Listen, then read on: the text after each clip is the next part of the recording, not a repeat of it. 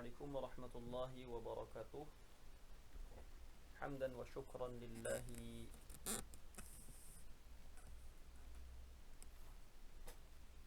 Wassalatu wassalamu ala rasulillah wa ala alihi wa ashabihi wa man walah. Rabbi shrah li sadri wa yassir li amri wahlul 'uqdatam min lisani yafqahu qawli. Wa ba'du. Insyaallah kita di sini akan memurajaah kembali syarah Maulana Asy-Syaikh Husam Ramadan terhadap kitab Syarah Al-Maqudi terhadap matan Al-Ajurumiyah dalam ilmu nahwi. Dan saya di sini hanya menjelaskan ulang apa yang dijelaskan oleh Maulana Syekh Husam Ramadan dan sebisa mungkin tidak menambahkan apapun. Dan di sini kita fungsinya murojaah. Jadi apabila ada sesuatu yang perlu dikritisi, maka harus dikritisi dan hidupkan diskusinya ya. Mudah-mudahan. Ini yang teman-teman dari pesantren Salafiyah. Saya tidak akan membaca kitab ini menggunakan utawi iku lagi karena saya anggap yang ikut itu sudah selesai dengan kedudukan nahwu, mana fa'il, mana maf'ul segala macam. Jadi saya bakal langsung membaca ibarah bahasa Arabnya dan saya terjemahkan ke dalam bahasa Indonesia sambil kita jelaskan. Karena nanti waktunya panjang kalau satu persatu dibaca menggunakan utawi iku. Bismillahirrahmanirrahim. Alhamdulillahilladzi nawwara qulubana bima'rifatil adabi wa syaraha sudurana li fahmi asrari lisanil arabi. Segala puji bagi Allah yang menerangi hati kita bima'rifatil adabi dengan pengetahuan adab. Adab di sini bisa sastra atau bisa adab, tapi yang masuk itu sastra, ilmu-ilmu yang berkaitan dengan berbahasa Arab. Wa syaraha suduran li fahmi asrari lisanil arabi, dan melapangkan dada kita untuk memahami rahasia lidahnya orang Arab.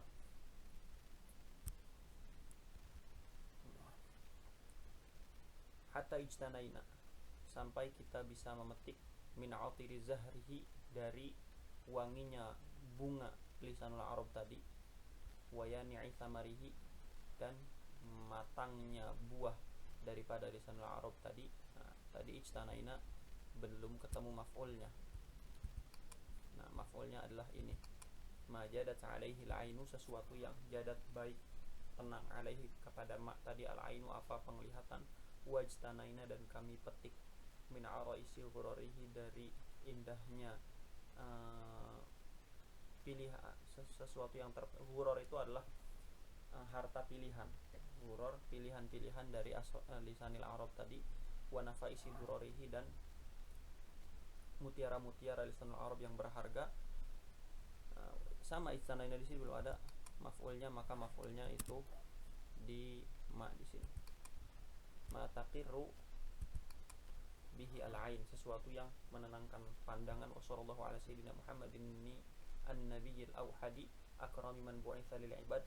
Beliau adalah akram man bu'itsa lil ibad, orang yang paling mulia yang telah diutus kepada hamba-hamba Allah. Wa afshahi man nataqa bidhadi, dan orang yang paling fasih dalam mengucapkan huruf dhad. Faradhiyallahu an alihi al-bararati, semoga Allah meridhai keluarga Nabi Muhammad al-bararati yang merupakan semuanya itu orang-orang baik. Wa ashabihil khairi, dan atau al-khairati, dan sahabat-sahabat Rasulullah yang semuanya juga merupakan orang baik. Amma ba'du, adapun setelahnya, fa inna min ajalli ma wudi'a fil Islam, sesungguhnya termasuk yang paling agung yang pernah dikarang dalam agama Islam, minal ulumi syarifati, berupa ilmu-ilmu yang mulia, wa akhbaru anhu al-a'lam minal awda'il munifati, dan telah dikabarkan oleh tokoh-tokoh dari kedudukan-kedudukan yang mulia. Apa itu? Nah, inna di sini belum ada isimnya. Nah, ini isim innanya adalah ilmu arabiyati, ilmu bahasa Arab, wal qiyasati an-nahwiyata, dan ukuran-ukuran atau kias-kias nahwu. Qiyasat ini diatofkan kepada lafaz ilma. maka dia mansub. Begitu. Idh biha yufhamu kitabullahil azizi wa yuhaqqaqu, karena dengan Arabiyah atau qiyasat tadi kitabullah itu bisa difahami, kitabullah yang mulia bisa difahami, wa yuhaqqaqu dan bisa ditahqiq, bisa diteliti, wa yu'inu 'ala nutqi fi ma'anihi, dan ilmu Arabiyah itu bisa membantu untuk mengucapkan makna-makna kitabullahil aziz tadi, al-ghamidati, makna-makna yang samar, wa yudaqqaqu dan bisa didetailkan, wa yatadhihu biha minal ahaditsin nabawiyyati, wa yatadhihu dan menjadi jelas. Fa'il yatadhihu ini adalah ma yanbu anhul afham, ya. Wa yatadhihu dan menjadi jelas. Apa yang menjadi jelas? Ma yanbu anhul afham, sesuatu yang biasanya pemahaman kita itu kabur dari suatu tersebut. Berupa apa? Minal ahaditsin nabawiyyati wal ahkam syar'iyyah, berupa hadis nabi dan hukum-hukum syar'i.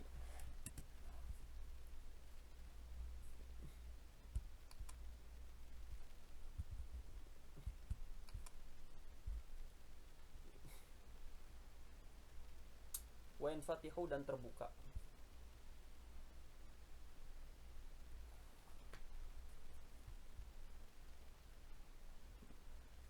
Wa yanfatihu mana tadi? Wa yanfatihu dan terbuka. Apa yang terbuka?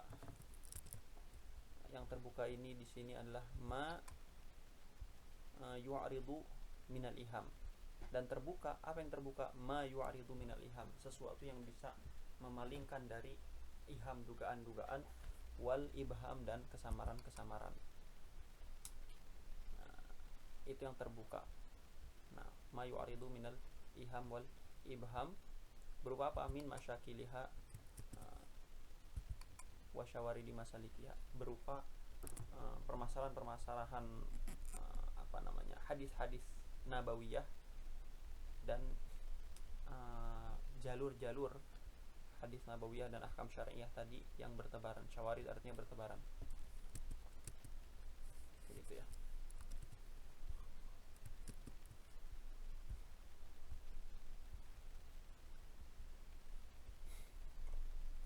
Fahuwa mimma manallahu ta'ala bihi minan ni'am, maka ilmu al-Arabiyah itu termasuk sesuatu yang dianugerahkan oleh Allah minan ni'ami, berupa kenikmatan.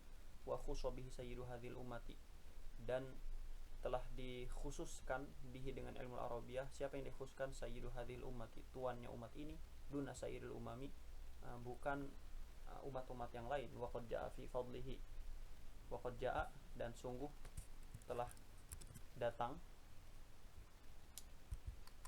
fi fadlihi berkaitan dengan keutamaan ilmu al-Arabiyah. Nah, fa'il ja'a di sini adalah matan basitu lahul qara'ih, telah datang, telah diriwayatkan berkaitan dengan keutamaan ilmu al-Arabiyah. Apa yang datang? Matan basitu lahul qara'ih, sesuatu yang bisa meluaskan naluri atau bakat, wal khawatiru dan guratan atau pintasan-pintasan hati, sesuatu yang terlintas, lintasan-lintasan hati. Ulang lagi, waqad ja'a sungguh dan telah diriwayatkan fi fadlihi berkaitan dengan keutamaan ilmu al-Arabiyah, wa syarafi ahlihi dan kemuliaan ahli ilmu al-Arabiyah. Nah, matan basitul lahul qaraih wal khawatir, sesuatu yang bisa meluaskan bakat atau naluri seseorang dan meluaskan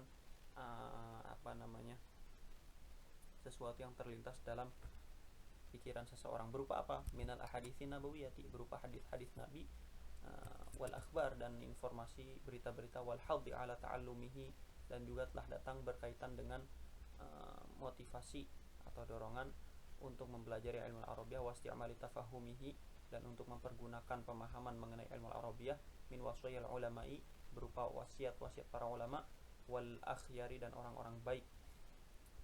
Begitu.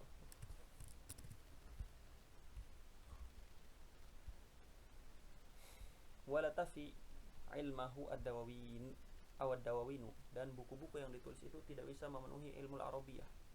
Wa dafatiru, begitu juga dafatir itu sama, kertas-kertas buku catatan. Wa inna min ajali ma wudi'a fihi, dan termasuk paling agung buku yang dikarang berkaitan dengan ilmu al-Arabiyah minal muqaddimatil mukhtasarati, berupa pengantar dasar yang ringkas, wal luma'i al-mutakhayyirati dan luma' sesuatu yang berkilau, mutiara intan yang al-mutakhayyirati yang terpilih, yang baik. Nah, ini tadi inna ini belum ada isimnya. Nah, maka ini isim inna. Yang paling agung di karang itu muqaddimata asy-syaikhil faqihil ustadzil muqril muhaqqiqil mujawwidi faridi dahrihi wa nukhbati ahli asrihi Abi Abdullah Muhammad ibn Daud as-Sunhaji.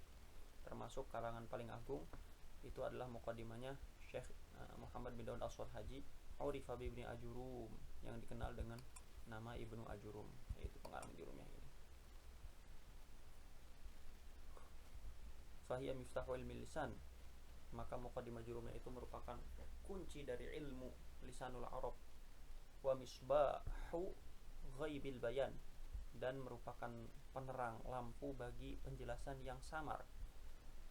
Wa hiya wa in kanat sahlatal ma'khudhi, muqaddimah jurumiyah meskipun mudah ya, wal ibarahnya juga mudah, wadihatal muthuli, dan contoh-contohnya juga jelas, wal isyarati, dan isyarat-isyaratnya juga jelas, tapi dia tetap tahtaj ila,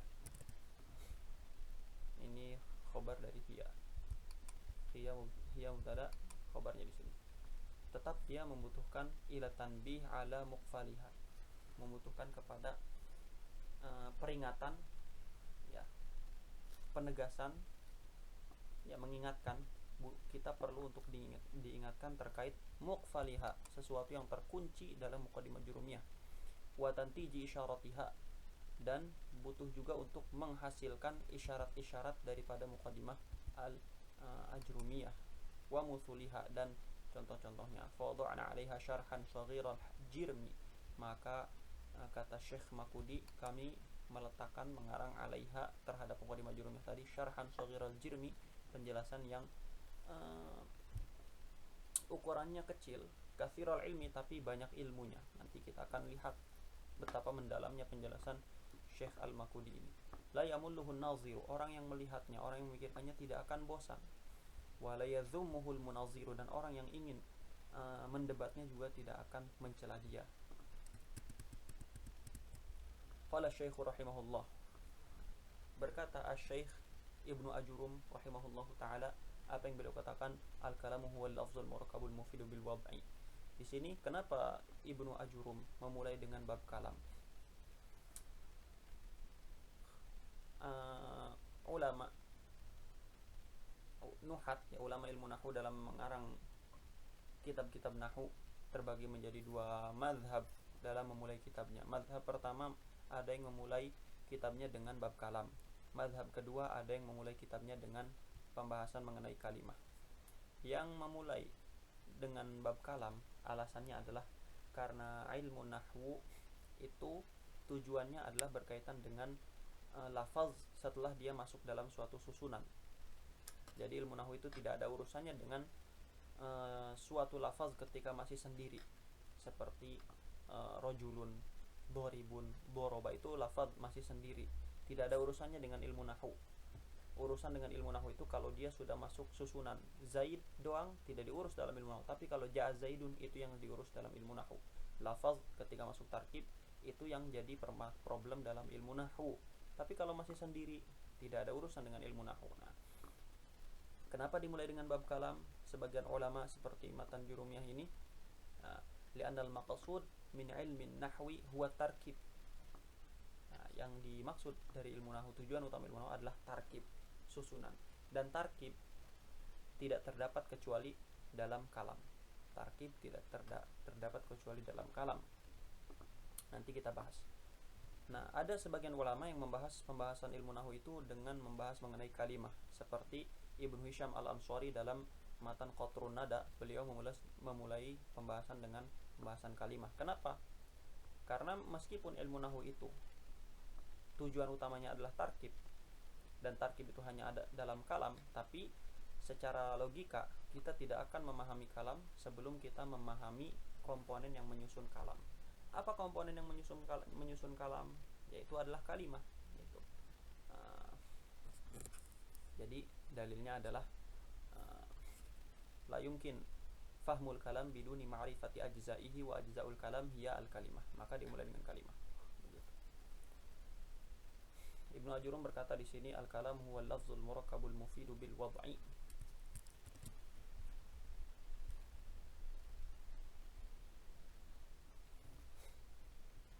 Jadi kalam adalah lafaz yang tersusun yang berfaidah bil wad'i dengan wad'a. Al-kalamu 'inda nahwiyyin. Kalam menurut ulama nahwu. Nah, di sini kenapa beliau menuliskan 'inda nahwiyyin? Nah, itu untuk mengecualikan kalam 'inda al-lughawiyyin, kalam 'inda al-fuqaha, kalam 'inda al-mutakallimin. Jadi yang masuk pembahasan kita adalah kalam 'inda nahwiyyin. Kita tidak ada urusan dengan kalam 'inda al-lughawiyyin, tidak ada urusan dengan kalam 'inda nahwi 'inda al-fuqaha, tidak ada urusan dengan kalam 'inda al-mutakallimin.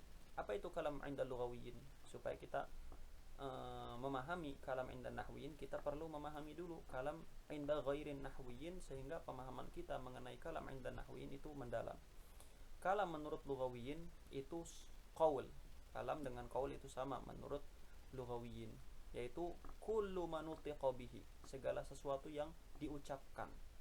Maka itu kalam. Sawaun kana mufidan, baik dia mufid atau tidak mufid, baik dia mufrad ataupun murakkab, baik dia muhmal ataupun maudhu'.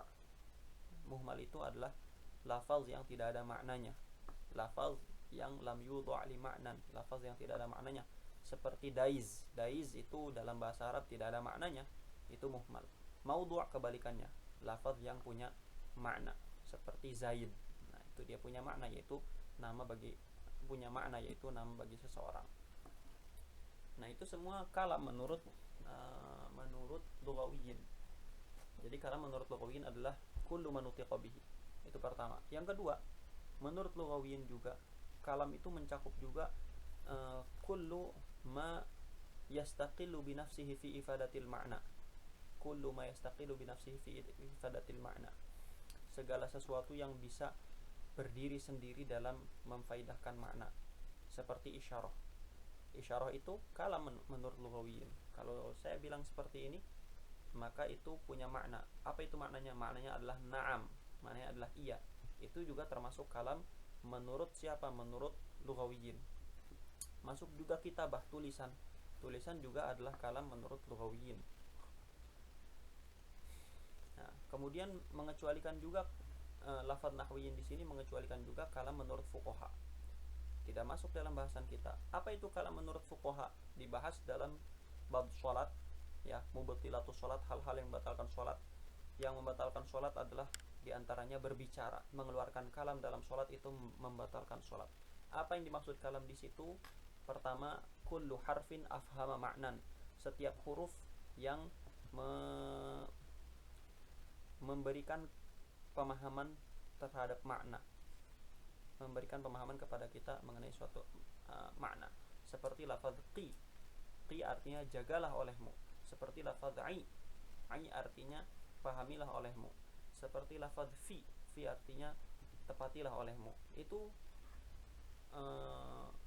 harfun wahidun mufhimun. Satu huruf tapi mufhim. Itu masuk kalam menurut fuqaha. Atau harfaini sawaun afhama ma'nan amla. Atau dua huruf baik itu punya makna, memahamkan makna ataupun tidak, maka itu juga masuk kalam menurut fuqaha. Seperti misalkan lam, itu ada dua huruf, mau dia afhama ma'nan ataupun tidak, selama dia dua huruf, dia disebut kalam 'indal fuqaha, maka itu bisa membatalkan sholat. Dan juga tidak masuk juga dalam pembahasan kita adalah kalam 'indal mutakallimin. Apa itu kalam 'indal mutakallimin? Dibahas dalam sifat Allah, yaitu kalam, yaitu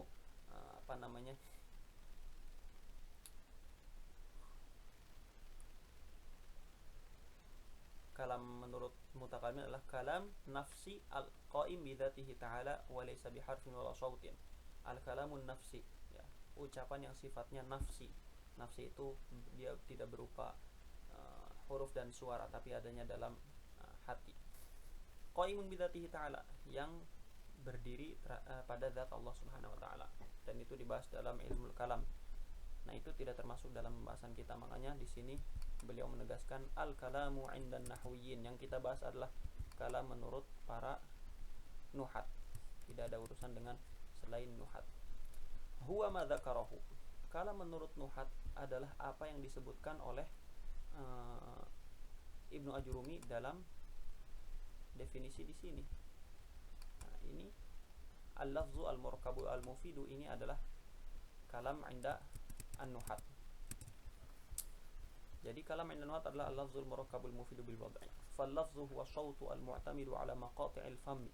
Lafaz adalah suara yang mu'tamid, yang berpijak, yang berpegangan, 'ala maqati'il fami, berpegangan kepada maqati', di sini artinya makhraj, ya, berpegangan kepada makharijul huruf yang ada di mulut. Ini adalah lafaz secara istilah. Yang disebutkan di sini adalah lafaz secara istilah.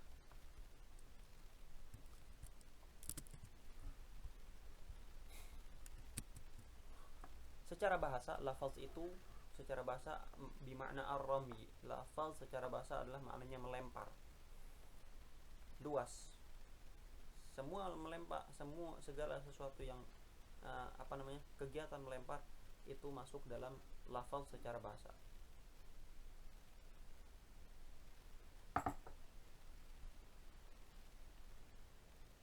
Tapi secara istilah, lafaz dalam ilmu nahwu itu adalah sesuatu yang dilempar. Secara bahasa maknanya adalah melempar. Tapi secara istilah, lafaz itu adalah sesuatu yang dilempar. Tapi tidak semua yang dilempar, tapi sesuatu yang dilempar dari mulut. Sesuatu yang dilempar dari mulut. Dan bahkan tidak semua yang dilempar dari mulut itu disebut lafaz. Tapi dia selain dilempar dari mulut, dia harus mu'tamid, harus berpijak kepada makharijul huruf. Maka air ludah itu dilempar dari mulut, tapi dia bukan lafaz. Kenapa? Karena dia tidak berpijak kepada makharijul huruf, dan dia bukan suara. Nah, jadi lafaz adalah as-saut al-mu'tamid ala maqati'i al-fami. Suara yang berpijak kepada maqati'ul fami atau makharijul fami, makharijul huruf yang ada di mulut. Wahtaraza bihi mimma laysa bilafzin. Nah, wahtaraza terkecualikan bihi dengan lafaz ini, mimma laisa bilafzin, sesuatu yang bukan lafaz. Maka yang bukan lafaz itu tidak termasuk ke dalam kalam. Seperti apa? Kal isyarah. Nah, di sini di kitab yang dipegang oleh Maulana Syekh Husam, ibarahnya kal khatti wal isyarah, seperti khat dan isyarah, tulisan dan isyarah. Dua-duanya bukan kalam. Kenapa? Karena dia bukan suara. Beda urusan dengan lughawiyin. Kalau lughawiyin, khat dan isyarah itu termasuk kalam, sebagaimana sudah kita ketengahkan. Wa ma yufhimu min halis syai'i, wa ma yufhimu min halis syai'. Nah, di sini ini yang disebut ma di sini adalah isim mubham, sesuatu. Nah, isim mubham itu samar, perlu dijelaskan. Mana penjelasannya? Penjelasannya halus syai'. Maka yang dimaksud ma di sini adalah halus syai'. Ma di sini adalah halus syai'. Maka min di sini namanya min bayaniyah. Kalau mau enak menerjemahkannya, memahaminya, tarik halus syai' ini ke depan. Jadi wa halus syai'i al-mufhim, keadaan sesuatu yang memberikan pemahaman. Halus syai' al-mufhim, keadaan sesuatu yang memberikan pemahaman. Itu juga bukan kalam. Seperti apa? Seperti keadaan wajah seseorang ketika keadaan malu, dia memerah. Memerahnya wajah itu afhama syai'an. Memerahnya wajah itu memberikan pemahaman kepada kita bahwa orang tersebut sedang merasa malu. Nah, maka Memerahnya wajah ini bukan kalam, meskipun dia afhama syai'an. Dia bukan kalam. Kenapa? Karena dia bukan lafaz. Fahuwa la yusamma kalaman fil istilahi li'annahu laysa bilafzin, karena bukan lafaz. Wal murakkabu yakni murakkab di sini maksudnya adalah ma tarakkaba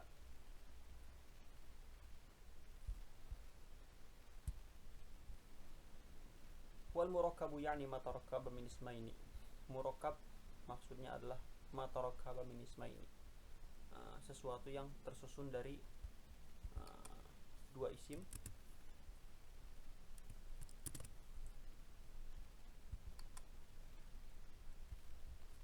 au fi'lin wasmin, atau tersusun dari fi'il dan isim. Nah, di sini perlu diperhatikan ya. Apa itu tarkib? Tarkib untuk terjadi susunan harus ada dua komponen yang dipenuhi. Pertama, harus ada ajza, harus ada bagian. Sesuatu yang tidak punya juz, sesuatu yang tidak punya bagian, itu tidak bisa terjadi tarkib di dalamnya. Seperti lafaz za. Za itu tidak punya bagian, maka dia tidak bisa disebut murakkab. Atau Zaid itu tidak punya bagian, sehingga dia tidak bisa disebut murakkab. Kemudian selain ada juz, harus juga ada ittisal. Pertama juz, dia harus punya bagian untuk terjadi tarkib, dan harus ada ittisal. Maka kalau dia punya juz tapi tidak ada ittisal, seperti apa? Maka kalau dia ada juz tapi tidak ada ittisal, itu juga tidak bisa terjadi tarkib di dalamnya. Seperti kalau orang mengatakan wahid, ithnani, tsalatsa, 1, 2, 3, 4 dan lain-lain. Dia ada juz di situ, apa saja? Wahid, ithnani, tsalatsa, arba'ah, ada juz, tapi tidak ada ittisal, tidak ada hubungan antara wahid dengan ithnani. Maka itu juga tidak bisa disebut tarkib. Begitu. Kemudian murakkab, ya, sebetulnya lafaz murakkab di sini itu mencakup beberapa hal. Ya, tarkib dalam bahasa Arab itu pertama ada yang namanya tarkib mazji. Tarkib mazji, ya, dicampur. Seperti ba'labak. Yang kedua ada lagi yang disebut dengan at-tarkib al-idhafi. Ya, tarkib al-idhafi contohnya seperti ghulamu zaidin. Ada lagi yang ketiga namanya tarkib wasfi, seperti ar-rajulul karim. Yang keempat ada yang namanya tarkib isnadi, seperti ja'a zaidun. Tarkib mazji itu di dalamnya ada percampuran antara dua lafaz kemudian menjadi alam, seperti ba'labak, seperti hadramaut, seperti borsaid.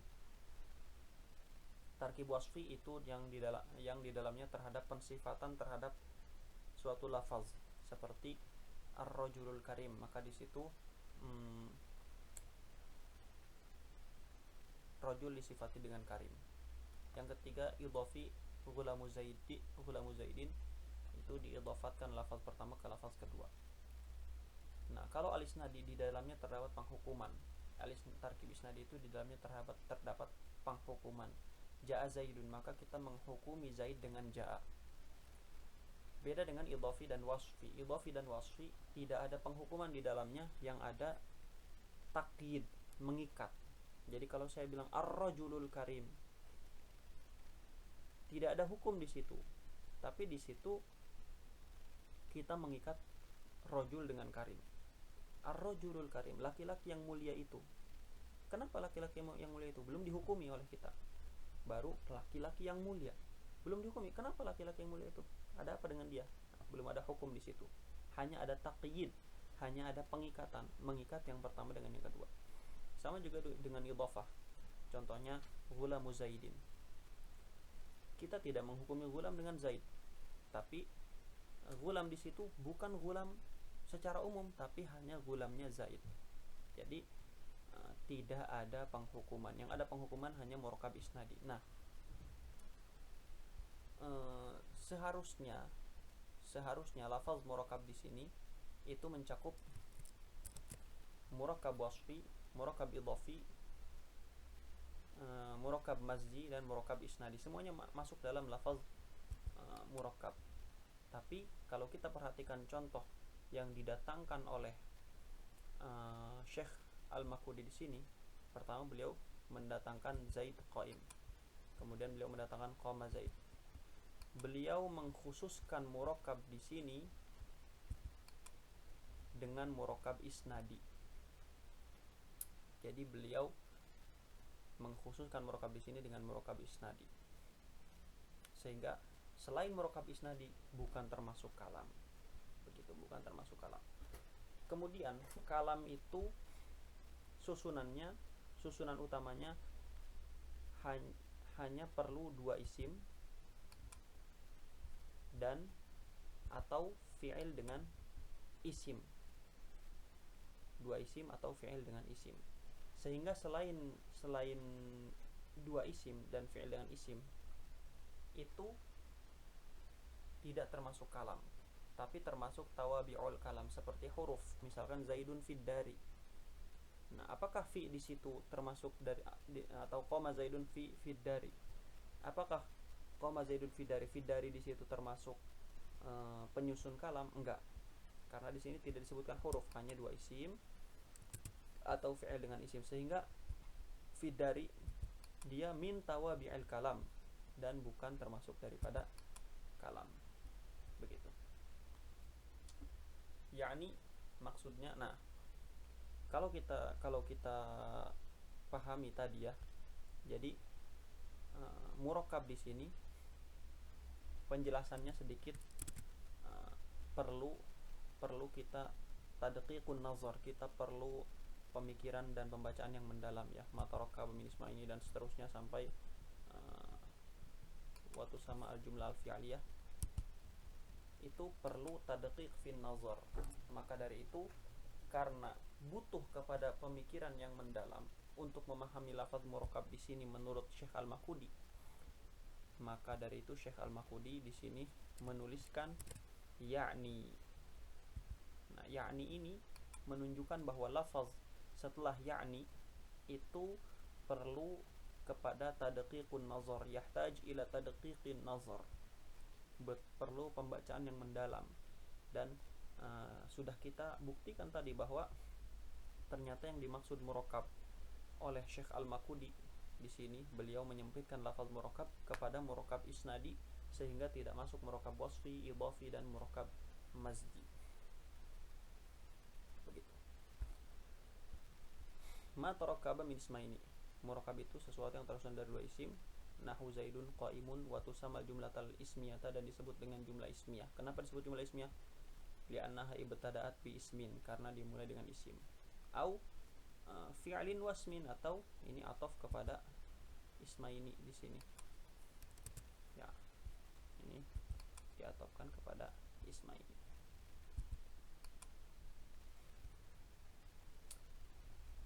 Au fi'lin wasmin, atau disusun dengan daripada fi'il dan isim. Nahu qama Zaidun, seperti lafaz qama Zaidun. Wa tusamma jumlatal fi'liyah, disebut dengan jumlah fi'liyah.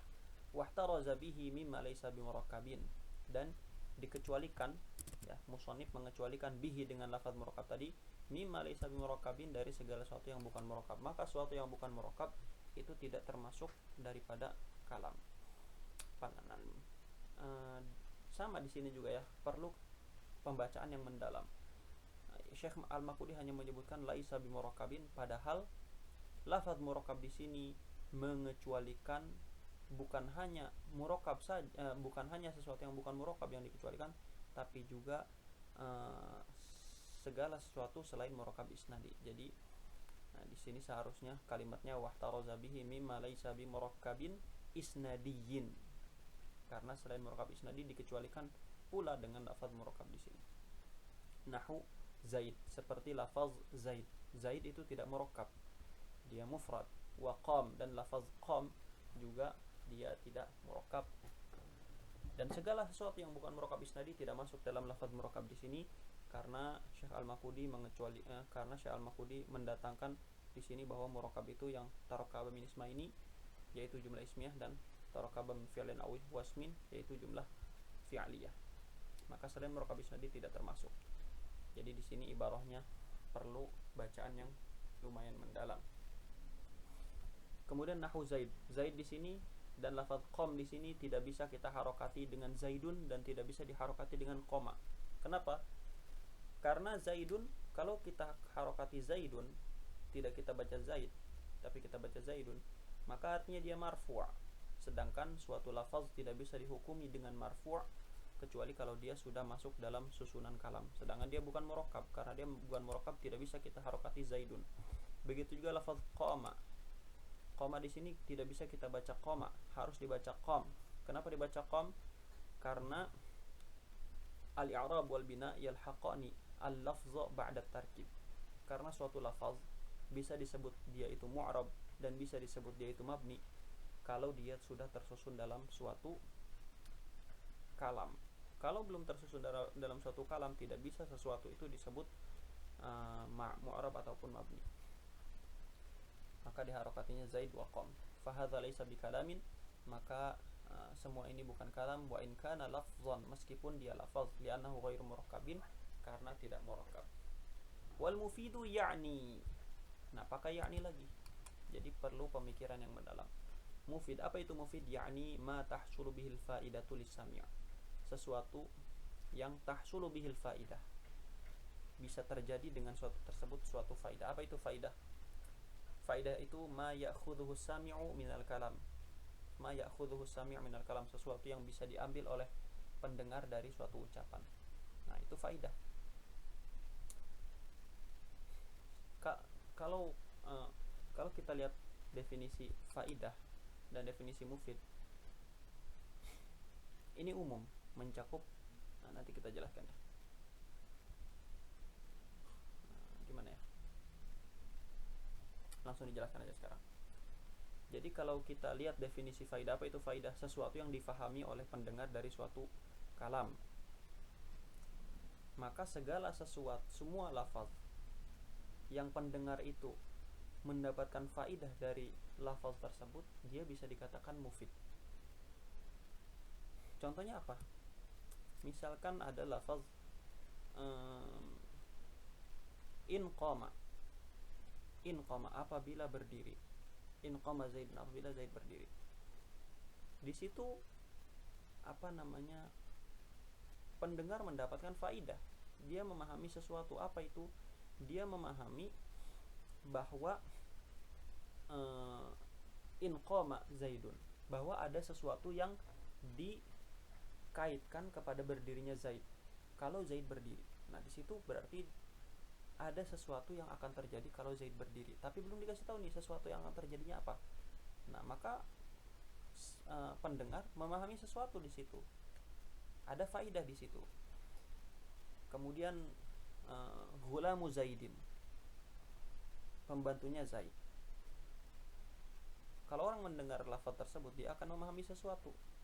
Apa sesuatu yang dia fahami? Bahwa ada ghulam milik Zaid. Sama juga ar-rajulul karim, laki-laki yang mulia itu. Dia pendengar memahami sesuatu. Apa itu? Bahwa ada seorang laki-laki yang disifati dengan karim. Tapi semua faidah tadi itu bukan faidah yang tamah, bukan faidah yang sempurna. Bukan faidah yang sempurna. Kenapa? Karena tidak ada hukum di situ. Ya, ar-rajulul karim, laki-laki yang mulia itu. Kenapa laki-laki yang mulia itu? Belum ada hukum di situ. Tapi tetap ada faidah.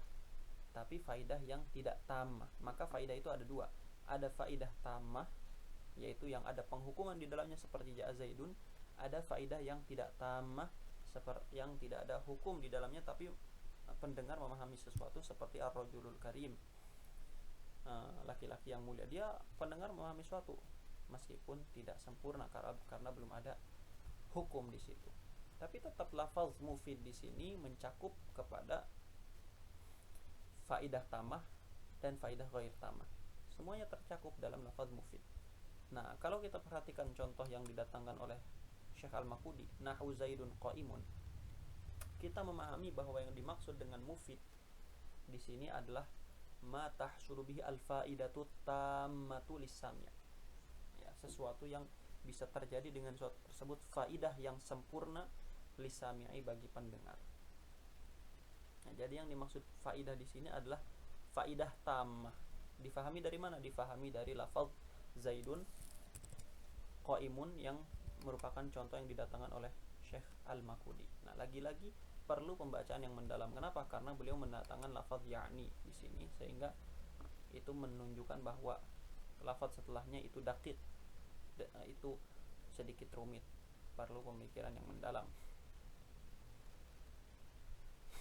Wahtaraza bihi mimma laysa bimufidin.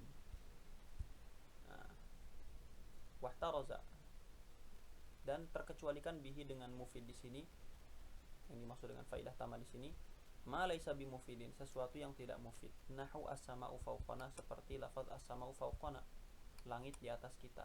Nah, wal ardu tahtana, bumi ada di bawah kita. Wa naru haratun, dan api itu panas. Lagi-lagi kita butuh pembacaan yang mendalam. Kalau kita perhatikan as-sama'u fawqana ini mufid, faidah tamah. Nah, seharusnya dia masuk dalam kategori mufid, tapi kenapa di sini Syekh Al-Makudi mengatakan bahwa dia tidak termasuk? Nah, maka kita harus paham bahwa yang dimaksud dengan faidah tamah di sini bukan hanya faidah tamah, tapi juga faidatun tamatun jadidah. Faidah tamah jadidah. Jadi mufid di sini harus selain dia faidah yang sempurna seperti dalam Zaidun qaimun di sini, tapi dia juga harus jadidah, harus faidah baru yang tidak diketahui oleh sami'. Adapun yang faidahnya tidak jadidah seperti as-sama'u fawqana, langit di atas kita, semua orang tahu langit di atas kita, maka dia mufid dan dia tamah, tapi tidak faidah tamah jadidah, maka tidak termasuk juga dalam faidah di sini. Nah, lagi-lagi kita perlu sedikit pembacaan yang mendalam bahwa yang dimaksud dengan faidah di sini ai faidatun tamatun jadidah, sehingga kalau kita pahami itu, kita paham kenapa lafaz as-sama'u fawqana wal ardu tahtana itu tidak masuk dalam kategori mufid di sini. Kenapa? Karena faidahnya laisat jadidah, faidahnya bukan faidah yang baru, tapi semua orang tahu hal tersebut.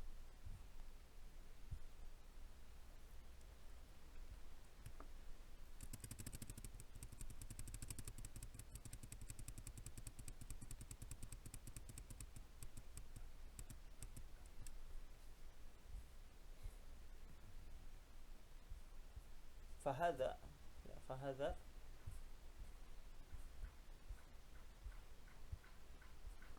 la yusamma kalaman, maka semua yang tadi itu an-naru harratun dan lain-lain tidak disebut dengan kalam. Wa in kana lafzan, meskipun dia lafaz murakkaban yang murakkab, li'annahu ghairu mufidin, karena dia tidak mufid, ai ghairu mufidin faidatan tammatan jadidah, gitu. Idz la yajhaluhu ahadun, karena tidak ada satupun orang yang tidak tahu bahwa as-sama'u fawqana dan wal ardu tahtana. Wabil wad'i, dan yang dimaksud dengan wad'un, ya, al-lafzul murakkabul mufid bil wad'i di situ adalah ai bil qasdi, maksudnya dengan al-qasdu, dengan tujuan.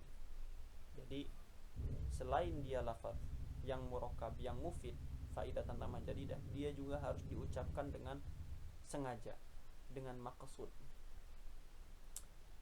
Ai bil qasdi minal mutakallimin. Nah, kita perhatikan di sini. Tadi musannif setiap menjelaskan lafaz beliau mengatakan ya'ni, tapi di sini mengatakan ai. Kenapa mengatakan ai? Karena lafaz setelahnya jelas sekali di sini, tidak ada kalimat yang sulit dipahami. Ai bil qasdi minal mutakallim, maksud bil wad'i adalah bil qasdi dengan tujuan, maksud minal mutakallim dari orang yang berbicara, dari pembicara. Fala yuqalu fihi kalamun hatta yaqsidal mutakallimu ayyan wal mutakallimu at-takalluma bihi. Maka tidak disebut kalam sampai mutakallim yaqsida, bertujuan, ayyan wa maksudnya berniat, al mutakallimu orang yang berbicara itu at-takalluma bihi, dia berniat untuk ngomong, berbicara, bihi dengan kalam tadi. Nah, di kitab yang dipegang oleh Maulana Syekh Husam ada tambahan di sini, ayyan wal mutakallimu at-takalluma bihi wa ifadatas sami'i. Tambahkan lafaz ifadatas sami'.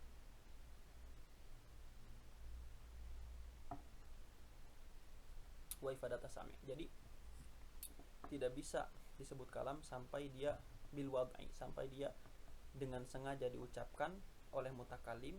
Mutakalim punya tujuan ketika mengucapkan lafaz murakkab mufid tersebut, dan juga mutakalim ingin ifadatas sami', ingin memberikan faidah kepada pendengar. Wahtaraza bihi min kalamin naimi wasakran. Nah, dikecualikan dari, disebabkan ada qayyid bil wad'i di sini, ya, dengan lafaz bil wad'i di sini dikecualikan apa? Min kalamin naim, ucapan orang yang tidur.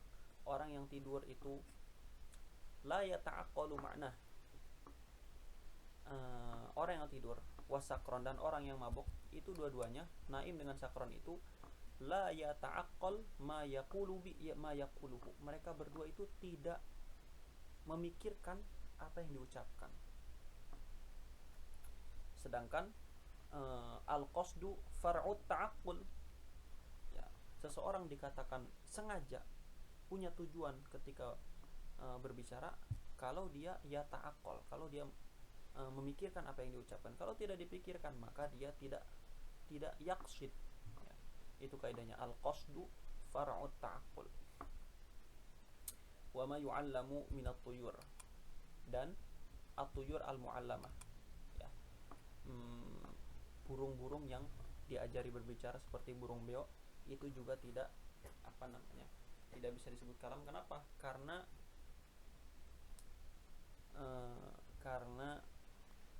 dia tidak punya akal sama sekali. Dia tidak punya akal sama sekali sehingga tidak bisa dikatakan dia sengaja berkata. Fala yuqalu fi syai'in min dzalika kalamun. Maka semua yang disebutkan tadi tidak bisa disebut dengan kalam.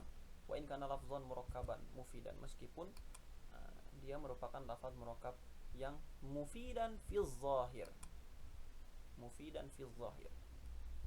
Jadi kalau beliau berbicara ja'a zaidun, secara zahir dia lafaz, secara zahir dia juga murakkab, secara zahir dia juga mufid, secara zahir. Nah, di sini kalimat fi zahir merupakan qaid daripada mufid. Jadi dia mufid secara zahir, padahal tidak mufid secara hakikat. Dia mufid fi zahir tapi ghairu mufid fil haqiqah. Kenapa? Karena sesuatu tidak bisa dikatakan mufid hatta kana maksudan. Jadi sesuatu itu disebut mufid syaratnya harus maksud.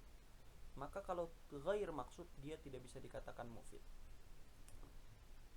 Li'annahu ghairu maksudin, karena kalamu an-naim wasakran wa tuyur itu meskipun dia lafaz murakkab mufidan fi zahir tapi dia ghair maksud, maka dia tidak termasuk daripada kalam. Nah, perlu difahami di sini kenapa sih? Ya, perlu difahami di sini bahwa ulama nahwu itu mensyaratkan sesuatu itu disebut mufid, dia itu harus maksud. Jadi kalau tidak maksud tidak mufid. Buktinya apa? Buktinya kalau kita buka kitab Alfiyah, Ibnu Malik di situ menjelaskan kalamuna lafzun mufidun, lafaz yang mufid. Beliau tidak menyebutkan bil qasdi, tidak menyebutkan bil qasdi. Kenapa? Karena kalimat mufid itu sudah cukup menunjukkan bahwa lafaz di situ harus maksud. Kenapa? Karena la yakunu mufidan illa ma kana maqsudan. Itu kaidahnya. Nah, itu bil wad'i dimaknai dengan bil qasdi itu salah satu dari dua tafsir. Bil wad'i dimaknai dengan bil qasdi itu salah satu dari dua tafsir. Sebagian ulama mengatakan bahwa yang dimaksud dengan bil wad'i di sini adalah ay bil wad'il arabi, maksudnya menggunakan bahasa Arab. Jadi al-lafzul murakkabul mufid bil wad'i ay bil wad'il arabi. Sesuatu ingin disebut kalam menurut ulama nahwu, haruslah sesuatu tersebut itu menggunakan bahasa Arab. Maka kalau tidak menggunakan bahasa Arab, dia tidak bisa disebut kalam. tidak bisa disebut kalam. Nah, kalau al-wad'u di sini dimaknai dengan bil wad'il arabi, maka kalamun naim wasakron, ucapan ucapan orang tidur dan orang yang mabuk dan juga ucapan burung itu bisa disebut kalam. Bisa disebut kalam. Kenapa? Selama dia menggunakan bahasa Arab bisa disebut kalam, tapi sudah dikecualikan dengan lafaz mufid. Gitu. Bisa dikecualikan dengan lafaz mufid dengan catatan tadi bahwa sesuatu bisa disebut mufid kalau dia itu maqsud. Wallahu a'lam bishawab. Subhanakallahumma bihamdika asyhadu an la ilaha illa anta astaghfiruka wa atubu ilaik. Assalamualaikum warahmatullahi wabarakatuh.